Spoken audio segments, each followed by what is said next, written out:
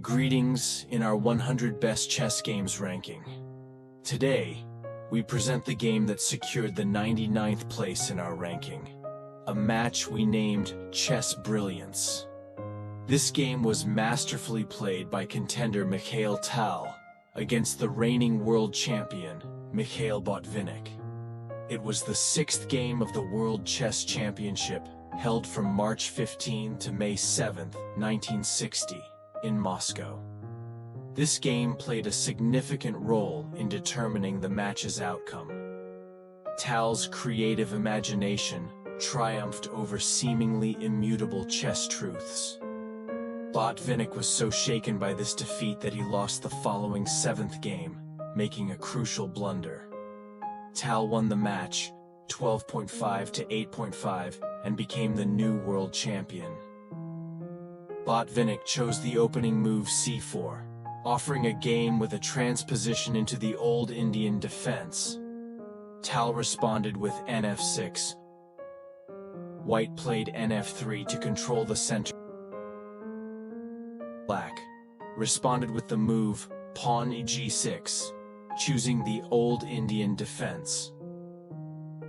White prepared to develop the bishop. Black's g7 bishop prepared to pressure the center and make room for kingside castling. Botvinnik also developed his bishop and prepared for kingside castling. Both players castled kingside, with Tal hiding his king. White played d4, starting to shape their pawn structure. Black played d6. Following a flexible plan in the style of the old Indian defense. White developed the bishop to c3.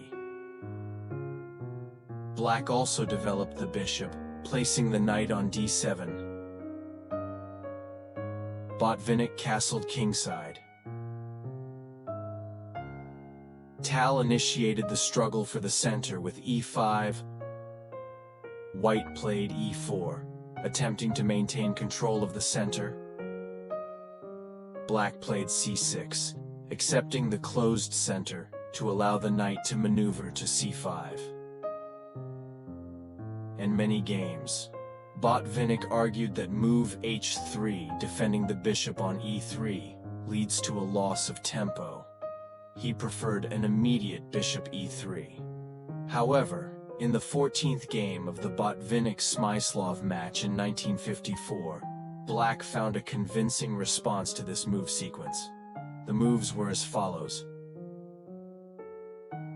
Knight g4, bishop g5, queen b6, pawn h3, pawn on e takes d4, knight a4, queen a6, pawn h takes g4, pawn b5, knight takes d4, pawn b takes a4, knight takes c6, queen takes c6, pawn e5, queen takes c4, bishop takes a8, knight takes e5. This sharp line refuted White's idea, and move 9. h3 turned out to be necessary. White's intention now is to harmoniously position their pieces in the center area.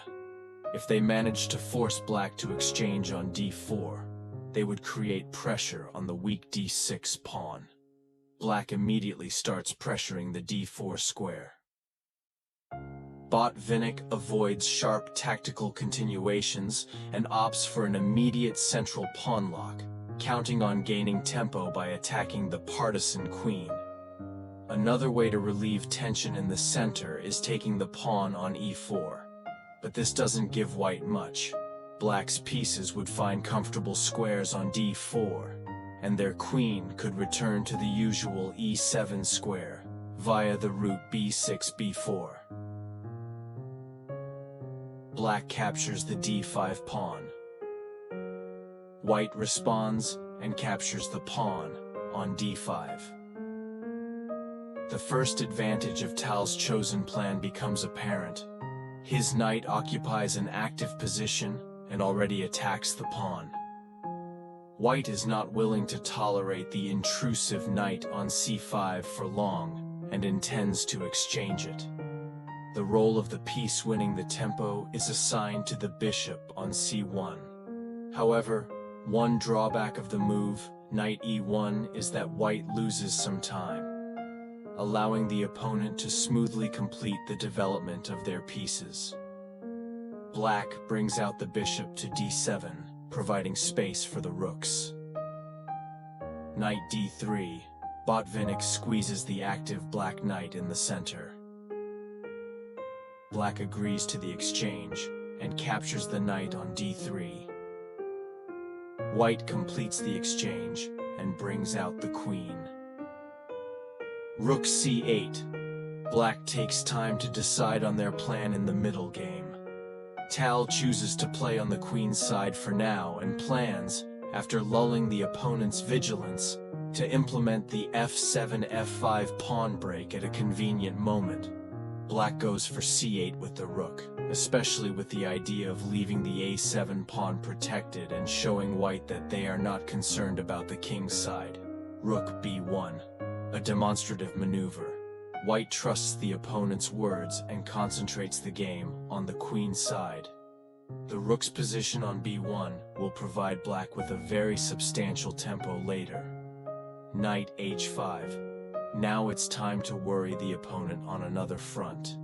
Surprisingly, support from the rook is not as necessary for the f-pawn route as it may seem. Bishop e3. White completes the development of their pieces. Queen b4. Tal sticks to his plan, playing actively on the queen's side and subtly on the king's side. Queen e2. The threat of f5 becomes unpleasant, as the white f2 pawn is tied to the defense of the g3 pawn, and opening the diagonal for the bishop would expose black's pieces on the queen's side. Botvinnik realizes that the move rook b1 was inaccurate. White lost a valuable tempo. Rook c4. Black decides to push the f5 pawn with greater impact. The sacrifice of the knight on f4 gains more concrete outlines. In preparation for the sacrifice, Black chose the seemingly natural move, doubling the rooks on the c-file, followed by the quiet and hidden strategy on the king's side. Rook f to c1. Fully trusting his partner, White aims to smoke out the black pieces with bishop f1, and then, at an opportune moment, engage in massive exchanges. The endgame would be highly favorable for white since the black pieces, knight h5 and bishop g7, are stuck on the king's side and cannot quickly switch to defense. Rook from a to c8. Tal kept acting according to his plan, doubling the rooks along the c-file. King h2, a move that would be useful, if not for the real danger suddenly looming over the white position. Botvinnik believes that nothing threatens him, making a useful prophylactic move to continue either with bishop f3 or bishop f1. Pawn to f5.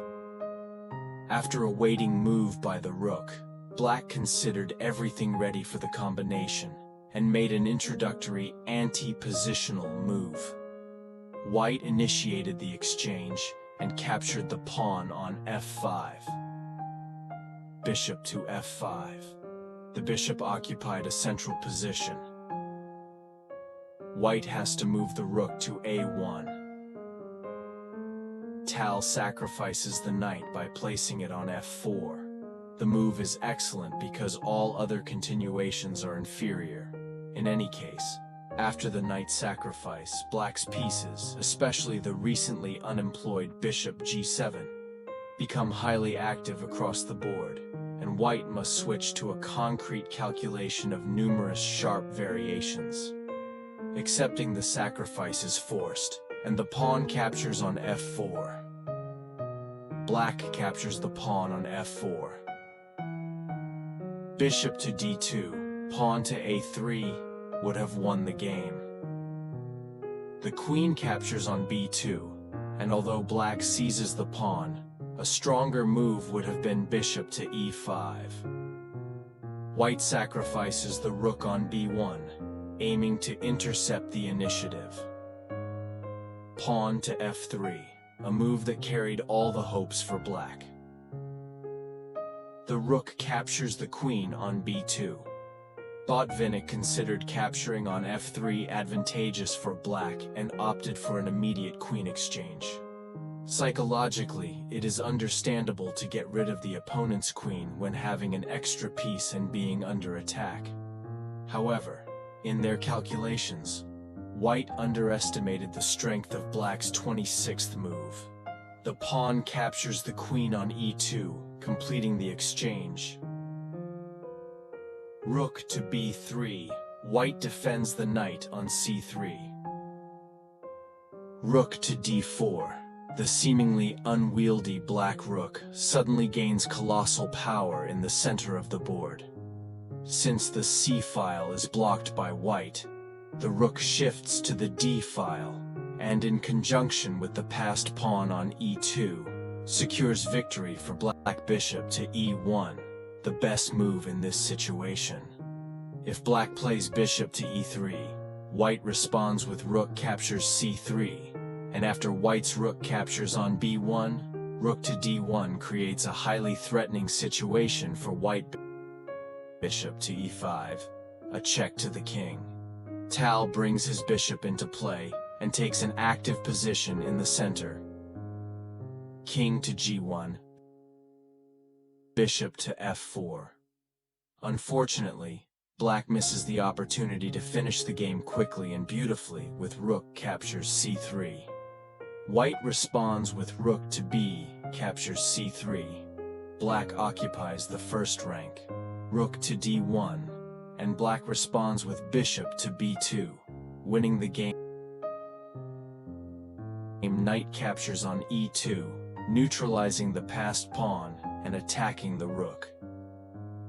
Rook captures c1, black captures the rook, simultaneously attacking the bishop. Knight captures on d4, the last chance for white to make use of the active knight. Tal is unstoppable now. Rook captures on e1, check to the king. Botvinnik defends with bishop to f1. Bishop to e4, two active bishops, and an extra pawn. An overwhelming advantage more than sufficient for victory. Knight to e2. White attacks the bishop. Bishop to e5. Black retreats. Pawn to f4. White continues to squeeze the central black bishop from an active position. Bishop to f6. Black retreats. Rook captures pawn on b7. Bishop captures pawn on d5, and black gets a passed pawn on the d-file. Rook to c7. White attacks the pawn on a7. Tal is unfazed. King to f7. Rook to b8, a critical move for white. Rook captures on e2, with a subsequent fork on the king, and rook bishop captures on a2. Tal initiates pawn exchanges on the a-file. Rook captures on a7. White is not afraid now. If black plays rook captures e2, white responds with rook to a8, checkmate, avoiding the fork. Bishop to c4. Black removes the bishop from danger and attacks the white knight. White pieces are completely tied up, and advancing the pawn on d should immediately decide the game. Rook to a8, check.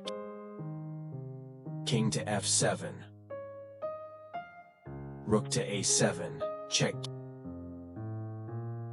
King to e6.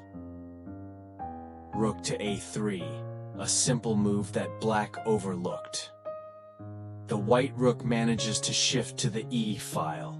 Now, black had to think carefully, as white had gained known chances of salvation. Pawn to d5. Tal returns to the correct idea and starts simply advancing the passed pawn.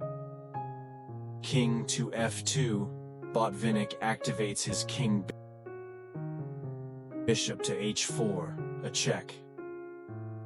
Black tries to counter the advancement of the white king. King to g2. King to d6. Black exerts pressure on the central knight. The knight retreats from the battle. White finally frees itself from the bind, but at a high cost. The resulting rook ending is utterly hopeless for them. Bishop captures knight on g3. Tal welcomes exchanges. Bishop captures bishop on c4. Pawn captures bishop on c4, and it gets closer to the last rank. King captures on g3. Botvinnik finishes the exchange. King to d5. Black is eager to realize the passed pawn. Rook to a7. White prepares to catch up with the pawn. Pawn to c3. The black pawn is unstoppable now. Rook to c7.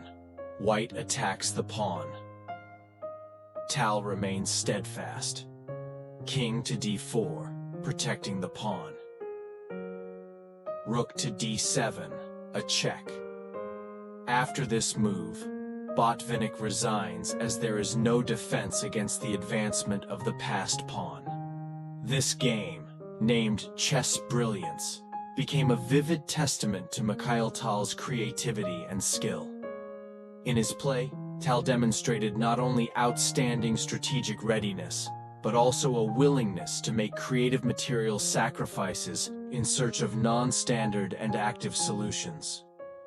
This game not only concluded Mikhail Botvinnik's long reign as champion, but also paved the way for a new era in world chess, marked by brilliance and individuality in play. The masterfully employed tactical maneuvers and creative solutions made this game a historical masterpiece and an embodiment of chess brilliance. If you enjoyed this video, please like it, subscribe to updates on this channel, hit the bell icon, and don't forget to leave your comments. And most importantly, remember that chess is not just a game, it is art. Let's study the masterpieces of this art together.